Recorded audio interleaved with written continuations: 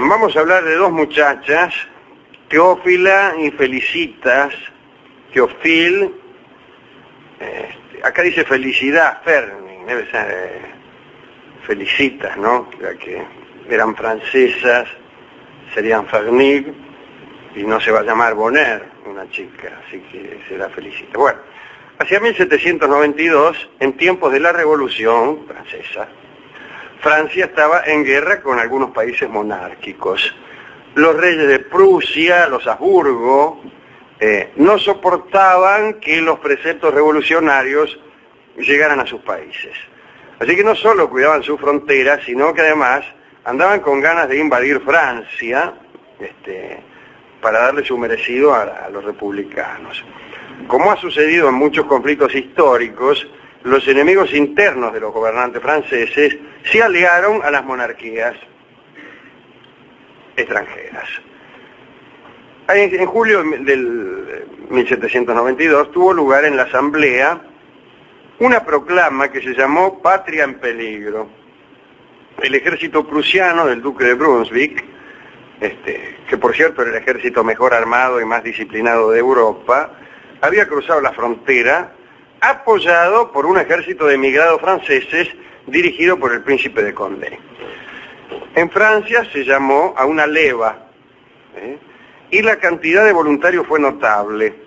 Dice que en los primeros días de agosto de aquel año 1792 quedó sellada la suerte de Luis XVI y de María Antonieta, porque habían pactado con los enemigos externos. Ahí fue cuando la opinión empezó a deslizarse hacia la posibilidad de terminar con la vida de la pareja real. Parece que María Antonieta había pedido a los soberanos de otros países, particularmente a los familiares suyos, que eran los Habsburgo, una declaración amenazadora, del orden de: papá, mandarles una declaración amenazadora. Y un emigrado francés la redactó a esta declaración amenazadora. Y efectivamente era amenazador aquel manifiesto, puesto que amenazaba con la muerte a los guardias nacionales, a los vacilantes que se atreviesen a defenderse contra el invasor monárquico, amenazaba al pueblo francés y hacía el menor ultraje a la familia real, en fin, amenazaban con el saqueo de París. Y aquel manifiesto exasperó al pueblo. Es decir, hizo un efecto totalmente contrario a los intereses de quienes lo habían redactado. Se multiplicaron entonces los alistamientos para el ejército de defensa. Se organizaron batallones de voluntarios y pronto la Guardia Nacional quedó bien constituida. En aquellos días hubo algunos acontecimientos particulares que vale la pena contar. Algunas mujeres también sintieron nacer dentro de sí el espíritu patriótico y se reunieron con los soldados de diferentes formas. Dos de esas heroínas se llamaban Felicidad Fernig, que tenía 22 años, y Teófila, su hermanita, que tenía 17. Eran extraordinariamente hermosas, pero parece que las dos preferían distracciones viriles más que los juegos del amor. Le gustaba jugar a juegos de muchachos, pongamos por caso la doma de potros. Cuenta Roland Joannard, que escribió el libro Las mujeres soldados durante la Revolución, que se vende en todas las buenas casas del ramo, que Felicidad sabía disparar con el arco, sabía tirar con el arco, sería mejor decir, y Teófila era aficionada a las espadas, a los sables y a las pistolas. Los domingos las hermanas iban con unos jóvenes labriegos, tal como se ha dicho, al campo y organizaban batallas en los prados que rodeaban el pueblo. El pueblo se llamaba Mortagne, como el varón de Montaño, pero con R, Mortagne. Los habitantes del lugar se burlaban de estas chicas y decían que aquellas niñas terminarían en la Guardia Nacional. Y era cierto. Resultó cierto, pero la forma en que lo lograron fue interesante. En agosto del 92, el general Biron estaba en dificultades frente a los austríacos en la localidad de Mons. corrió el rumor de que el ejército francés iba a la derrota. Y entonces la Felicidad y la Teófila, que eran muy patriotas, decidieron hacerse militares. Tomaron vestimenta de hombre y, sin advertir a su padre, el viejo Fagnier, se fueron a alistar. Partieron a donde estaban las filas francesas en dificultades, la del general Bigon. En aquel primer intento no le fue bien, porque un accidente absurdo ocurrido en la ciudad de Valenciennes interrumpió la aventura. Como no sabían dónde estaba el campo de los acontecimientos, el teatro de operaciones, vamos a decir, entraron en una taberna para preguntar el camino, a ver dónde era el asunto, ¿no? Un dragón de la Guardia Nacional que estaba bebiendo las invitó a brindar. Estaban disfrazadas de hombre. No sabía que eran mujeres el dragón. Las dos chicas aceptaron y ofrecieron pagar una ronda para quedar bien. Y en el momento de pagar, Felicitas quiso tomar el dinero que tenía escondido en un bolsillo cosido en la camisa y sin quererlo desabrochó su túnica interior y entonces, dice el historiador, egresó de allí un pecho muy bonito que había estado comprimido por la circunstancia. Y salió en dirección al dragón, como acusándolo. El dragón primero quedó asombrado y luego empezó a gritar maravillado que había una mujer allí. Y los soldados rodearon a Felicidad, naturalmente, a Felicitas. Teófila, la hermana, para defenderla, reveló también su identidad. Y como momento, yo también soy mujer. Y acto continuo ofreció sus encantos para que no fuera solo su hermana la receptora de los desagradables embates de aquellos soldados embravecidos. Así que repartieron su desgracia o su felicidad entre ambas. Bueno, lo peor fue que después de algunos manoseos acusaron a Teófila y a Felicitas de espiar para los austríacos y las detuvieron. Salieron de todos modos a los pocos días y volvieron derrotadas a su hogar, pero tuvieron su desquite. En su pueblo se enteraron de que el señor Fagnier, el padre, organizaba un ejército de voluntarios y decidieron ellas combatir clandestinamente junto a su padre. Lamartine cuenta qué sucedió. Es así.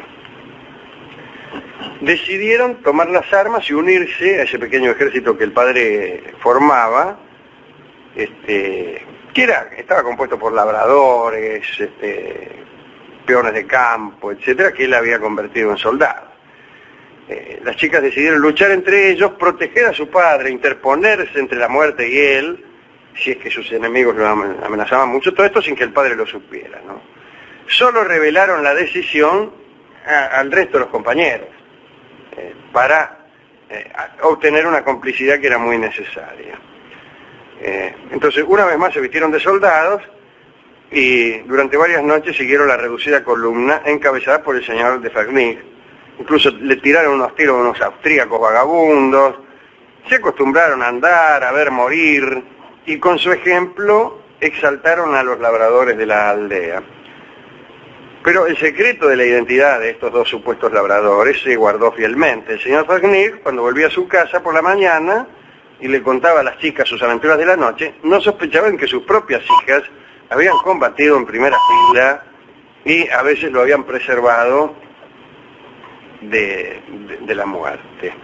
Pero un día el general Bernouville, que encabezaba el campamento de Saint-Armand, al conocer el heroísmo de los voluntarios del viejo Fagnier, montó en su caballo para ir a visitarlos. Fueron con el cuento al general Bernouville, le dijeron, hay una columna de labriegos, de peones, que hace lo que puede, son muy heroicos. Bueno, dijo el general, los voy a ir a visitar. Y los cruzó al amanecer cerca de Mortagne, volvía aquella columna al pueblo después de una noche de lucha y fatigas, y Bernouville los detuvo, dio gracias al señor de Fagnier en nombre de Francia, y para agradecer el valor de los campesinos, quiso pasarles revistas con todos los honores de la guerra. Y los voluntarios se alinearon, maravillados por ser tratados como miembros del ejército. Bernouville se bajó del caballo y notó que entre los más jóvenes voluntarios había dos que se escondían y que iban pasando de un grupo a otro para evitar que él les hablara. Entonces, encantado por la humildad de aquellos dos soldados, Bernouville pidió al señor de Fernic que llamara a los dos buenos muchachos, y aparecieron los muchachos con las caras tapadas de barro y los labios ennegrecidos por los cartuchos, que se abrían con los dientes. Y el señor de Fernic se extrañó porque no reconoció a ninguno de esos dos soldados. Entonces preguntó, ¿quiénes son? Fernic, ¿no? Y esas palabras provocaron un cuchicheo acompañado por risas entre las filas que ya sabían todo esto. Y entonces las chicas cayeron de rodillas, lloraron, se denunciaron y rodeando con sus brazos las patas de su padre, le suplicaron perdón. Y Fernic también lloró y estuviera terminado allí, si no fuera porque Bernouville contó esa escena en la convención, que citó a las dos muchachas y les envió caballos y armas en nombre de la patria. Y poco después, Felicitas y Teófila entraron definitivamente en las milicias y lograron algunos triunfos.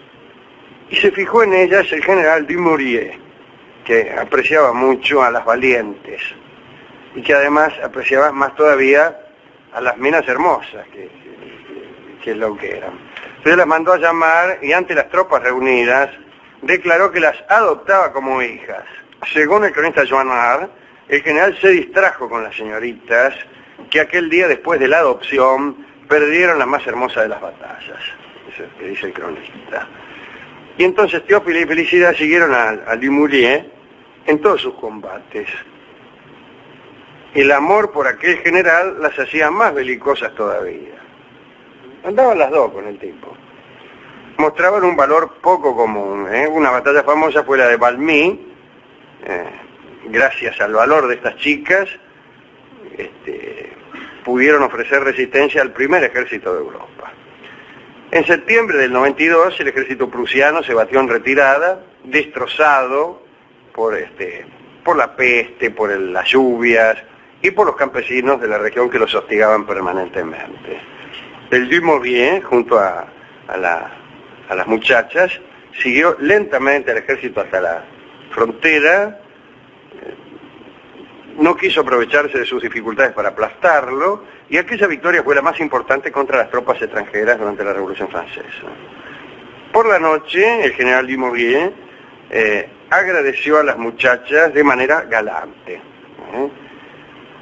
Pero aquellas batallas eróticas del general terminaron de un modo grotesco, porque la tienda de campaña bajo la cual estaban se cayó a causa de los juegos amorosos, y ahí quedaron los participantes de aquel ménage à trois a campo traviesa, por decirlo así, a campo abierto, mostrando los detalles de aquel singular amorío.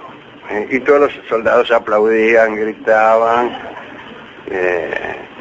prorrumpían en vivas a la patria, a la república y a la igualdad, a la fraternidad y a la libertad.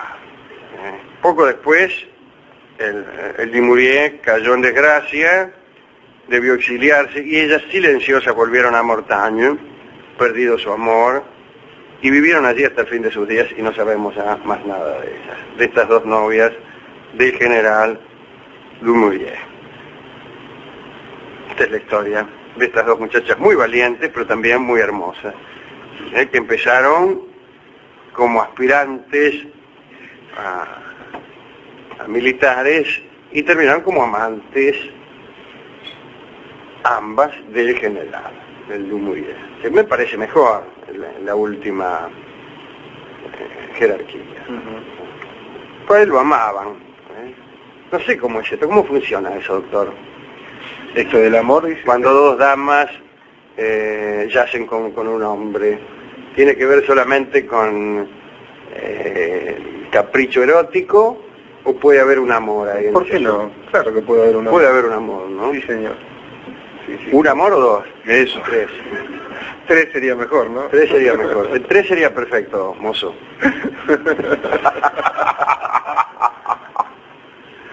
Bueno, ¿a quién dedicar esto?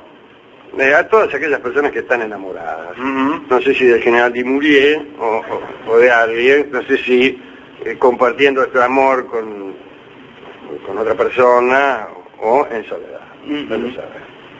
En general se comparte el amor con otra persona, pero no en el mismo momento y no sabiéndolo.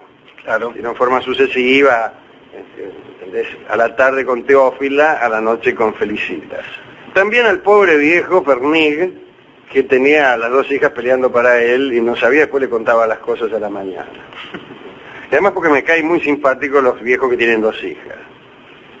Hemos ido a la discoteca a buscar discos de tríos amorosos y en el tango y en las canciones criollas no hay eso, flaco. El criollo es muy rústico para sus amores.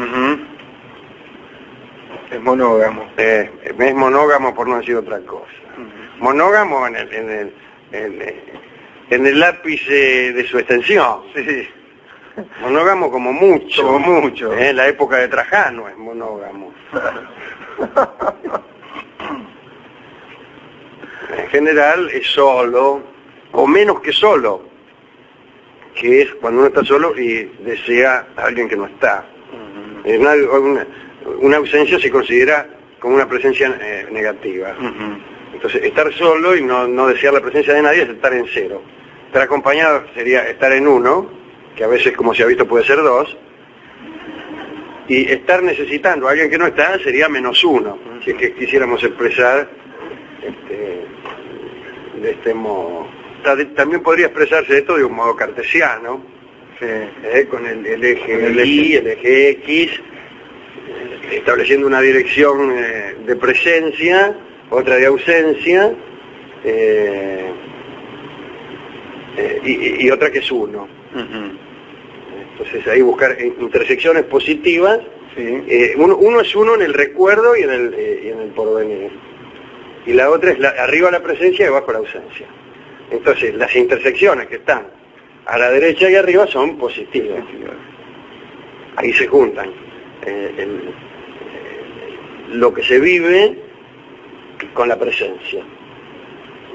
Y las peores son las que están opuestas por el vértice. Y ahí estás en el recuerdo, quién sabe, porque ahí está el recuerdo de una ausencia. Y si el recuerdo de una ausencia es menos por menos. Bueno, no estaba, el tipo de la discoteca no estaba. Se había ido. Y entonces resolvimos poner una canción que contiene como título el parlamento de una de las chicas cuando reveló su identidad al padre. O mejor todavía, lo que dijo la chica cuando se le escapó una de sus gracias en aquella... Sí, presencia del dragón. También aprovechamos a dedicar para aquellas damas que tienen a bien dejar escapar sus virtudes allí donde les pluviere. Así que bueno. La chica dijo: yo soy aquel muchacho que entró soy yo. ¿Recuerdes? Pero bien. Y yo soy aquel muchacho es la canción que vamos a escuchar ahora en la interpretación clásica de Hugo del Carril. Adelante.